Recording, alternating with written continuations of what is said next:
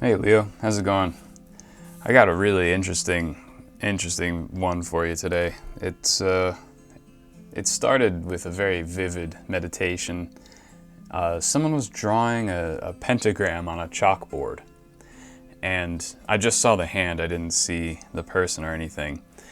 And then the top point of the pentagram started sparkling, and then the entire pentagram sparkled like a flame, but like it was made out of, as if the chalk were magnesium. I'm sure you've seen those sparklers that we used to play with when we were kids, just sparkling out in the pentagram shape.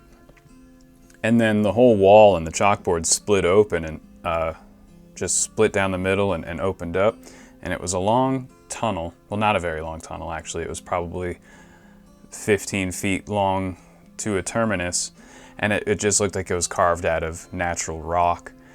And at the terminus, it just dropped straight down and into, I heard, the abyssal waters. And you jumped right in. You just walked into this cave and jumped right in. And for about maybe 8 feet, there was a layer in this water when you landed in it of just bioluminescent creatures like planktons and jellyfish, just sort of this blue-green light everywhere. And you sank beneath the water, and you sank beneath this layer of bioluminescence and then into deep, dark water. And you just kept sinking and sinking, and bubbles were coming out. And you eventually fell through the water. The water ended. And then you fell through into this open space, and it was like the water was the ceiling, like defying gravity, you know? It was very interesting looking. And you fell right through this ceiling of water, and then you floated in this empty black void. And you had your hands together and your eyes closed, and you looked very, very focused and very inwardly intent, very focused inwardly. And this big energetic eye, this sort of eye made out of a golden, almost orange light, formed around you and then emitted like a ring of light in a lateral fashion, a big ring around you, and it extended out into this infinite void. And as it went, I don't know if it revealed or created, I get the sense of like it revealed all of these stars and galaxies. It looked like you were in space now. And you're just floating in the infinite void of space, surrounded by all these stars and galaxies. And then I pulled a symbol for you, and I got the alchemical elemental symbol for air. And then I pulled an I Ching hexagram for you, and I got hexagram 58, joyful, with the third changing line, changes to eliminating. And this is peculiar. I'm going to clarify it with tarot cards in a minute, but this vision with air coming out makes me think that there's something that you're going to understand, or that you're beginning to understand, that's very, very deep. Something about the creation of the universe, something about how physical reality is manifested, how things come into being, and how to perceive these things, and how to perceive the essence and source of these things, how to be able to properly think about and recognize the very essence of phenomena. And by going deep, deep within, going into the abyssal waters, this can be that idea of know thyself, and you will know everything. You know, seek the highest first, and all else will be added to you. The symbolism of entering a cave and entering deep waters, you had both of these symbols, and generally they refer to a similar concept, the vitriol concept, or VITRIOL, Visita Interior Terra, Rectificando Invenius Occultum Lapidum. Visit the interior of the earth, and rectifying what you find there, you discover the hidden stone. This is an alchemical acronym. It essentially means look within, find you yourself, understand what you are, and you then understand essentially all of reality, or at the very least, how material phenomena are manifest. And the air element is very intellectual. This is something you're going to consciously understand. This is something you're going to be able to think clearly about. And this inner searching, it's very blissful. This I Ching hexagram of joyful, this is that Satchidananda in the Sanskrit, or that awareness that brings blissfulness, that inner knowledge, that just knowing it and having the process of knowing it brings you great joy and bliss.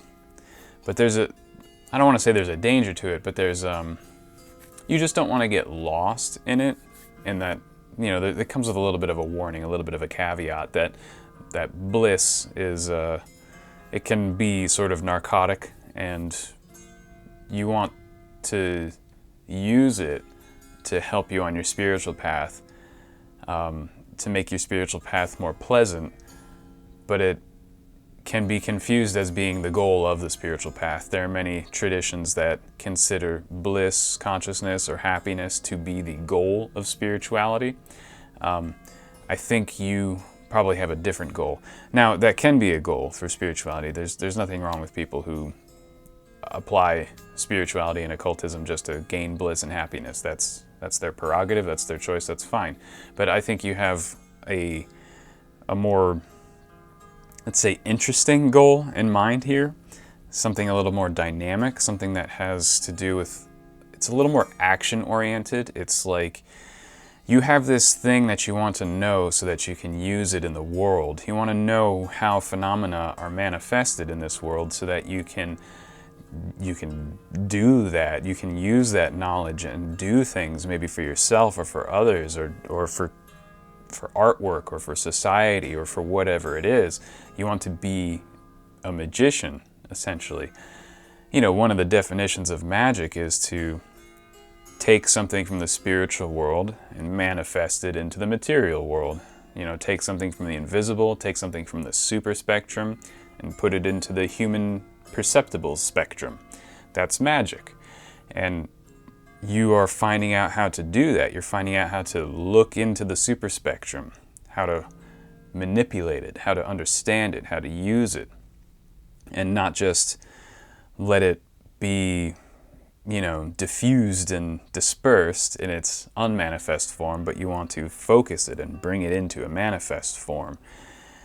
So whatever it is you're doing, it's working. Whatever way of gaining knowledge, it's working. So keep it up. I'm going to clarify what it is, this air element, just what it is you're doing that's helping you gain this knowledge. And we'll see, we'll just see about it. There's also another interpretation for this I Ching hexagram that I'll get into, but I want to pull this air. I want to clarify this air element first. The magician. Yeah, this is, I think you're into some real serious practices here that are quite effective. I think you found something, you've been working on some real spiritual or occult practices that have really allowed you to penetrate into the principles of reality. And you're getting there, you're making progress. You're finding a key here with this practice that you're doing, or this outlook that you have, that is really tapping you into those sort of parapsychological capabilities, this sort of ability to make your dreams real, the ability to see how an invisible impulse becomes a visible phenomenon. And you've got good command of the elements. You see the elements, the other three elements. You're utilizing the air element to visualize or to understand the other three elements. And the magician has to use the four elements and understand where these elements come from. And I think you grasp it. You've got the mind for it. So don't give up on it. I don't get the sense that you are giving up on it. I get the sense that you kind of know what's going on here. So there's another interesting thing that's sort of, I don't know if it's related or unrelated, but with this itching hexagram with a third changing line, there's this idea that there's frivolity and flattery occurring somewhere in your life. I don't know if it's you or someone around you, but there is a feminine personality who is attempting to flatter multiple masculine personalities. A feminine personality who is intending to deceive masculine personalities, who is intending to indulge in worldly desires, who is acting essentially selfishly and immaturely, and somewhat deceptively to a degree, and is headed for misfortune. It's not a fulfilling path for this person. This person is just acting like a selfish child essentially, and has like sorry if this is triggering, but a promiscuous intent, a promiscuous personality is going through a stage of life like that. So if you get this vibe from some feminine personality out there, it's probably best to distance yourself from this person at this time, because they're just in a whirlwind of superficial frivolity right now, and it's not gonna end well for this person or for the people involved here. But that's not for all of you. That's just a specific one for some of you. But I gotta bring it up when this hexagram with that changing line comes out, because it is usually accurate for at least one person. But the joyfulness here can be overwhelming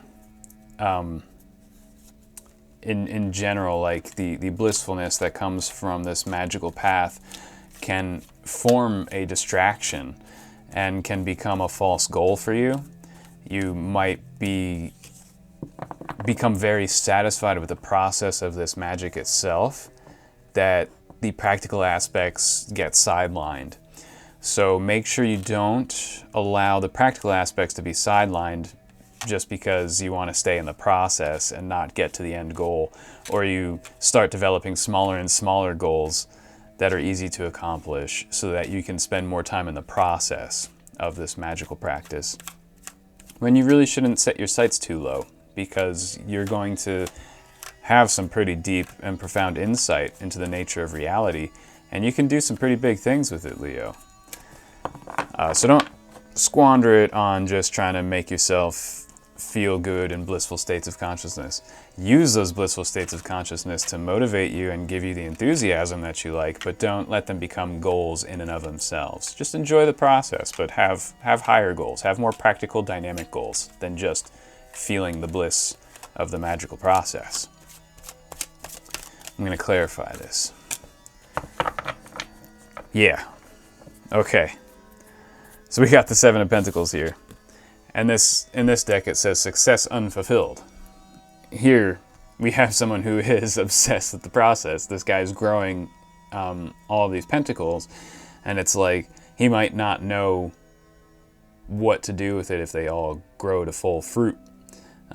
He kind of just likes gardening more than harvesting, you know what I mean? That's something to look out for. Now, usually, it's a good thing to just enjoy gardening without counting on the harvest. That's actually a Taoist principle. It's a principle in many traditions where, don't be attached to the fruit of your labors. The labor and the effort is the important thing. The process is the important thing. But I think that's a lesson that you know very, very well already. I don't get the sense that you have to learn that. I think you've already graduated from that class. I think you've got your diploma in understanding the process and appreciating the process.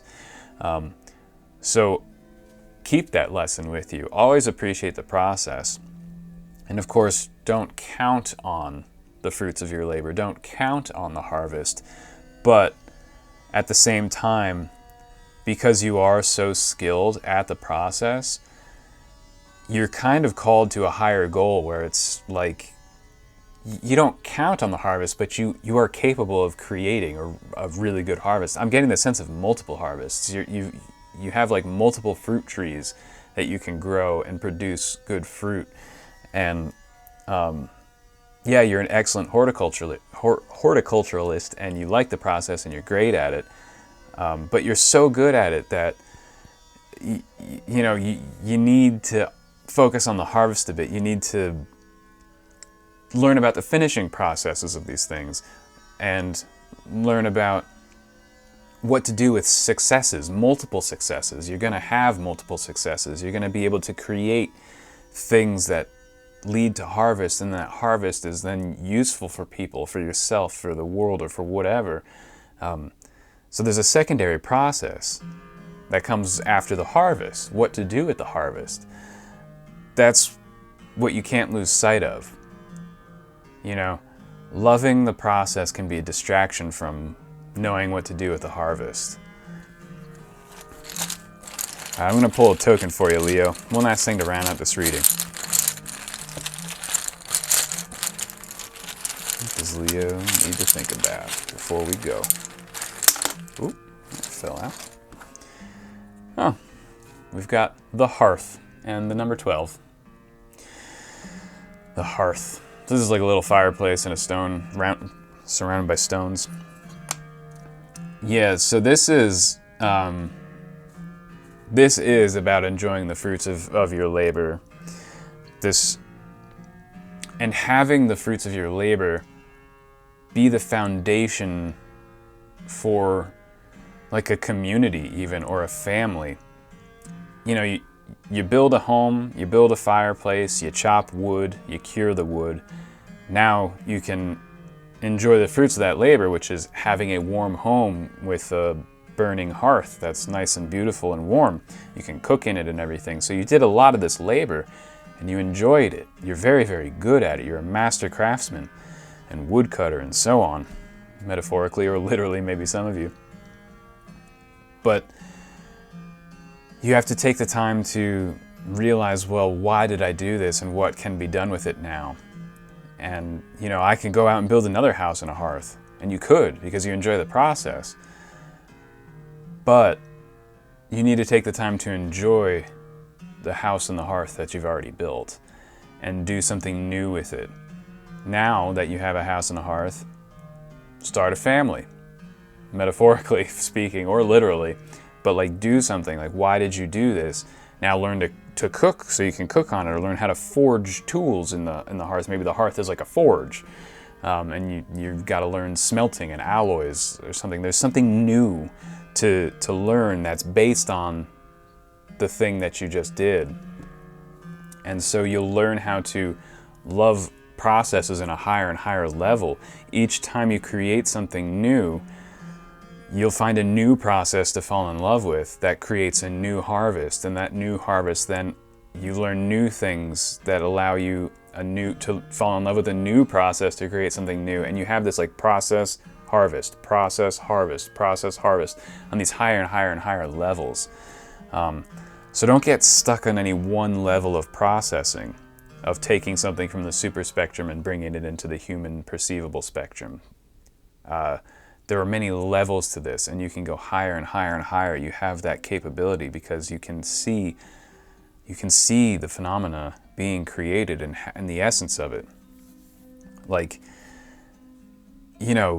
You don't just understand gravity, or you don't just explain what gravity is, but you understand why gravity is. You understand why it exists, kind of a thing. A lot of scientists pat themselves on the back when they find a small electron or a quark or something, but they can't explain why it exists or what the mechanism of creating these particles is. Whereas you have the kind of mind that knows why it's a particle and not something else, or why it's a wave and not something else. You see more deeply into how phenomena come in, and this has led you to having a great deal of bliss and joy in the processing. But you're being asked to be more pragmatic and dynamic and not get lost in the processing, but to use it and to fulfill goals, because you have so much potential to fulfill goals. You're like a box ticker. Like, oh, I got this goal, done. I got this goal, done. I got this goal, done. Like, you're on this goal fulfilling path right now. And as long as you don't get distracted, you are going to get a lot accomplished in the near future. Wow. So Leo, I think that's where I'm going to leave it for you here today. I think that's all the oracles got for you.